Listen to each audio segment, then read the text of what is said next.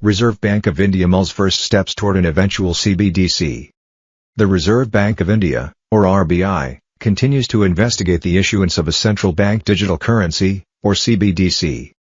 Rabi Sankar, the Deputy Governor of RBI, said in a speech organized by the Vidhi Center for Legal Policy that private digital currencies could be part of what makes CBDCs ultimately necessary.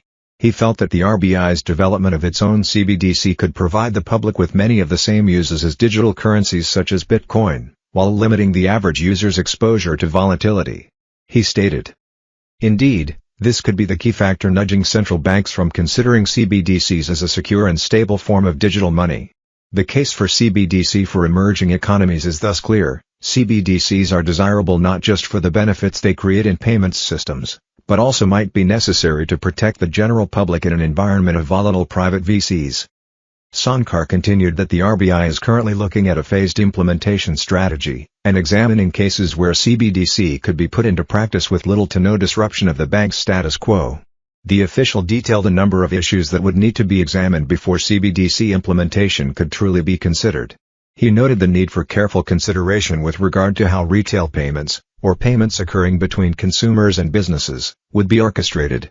Security issues, including the degree of allowable user anonymity, were also up for debate.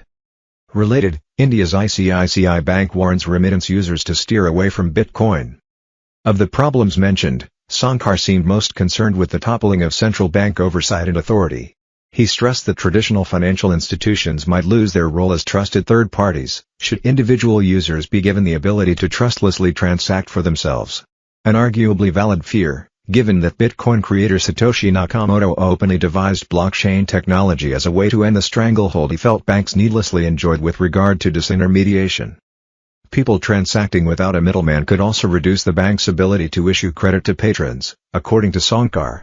In his statement, however, the official failed to acknowledge the numerous options for decentralized credit issuance which the DeFi community has devised, a number of which have already been successfully implemented.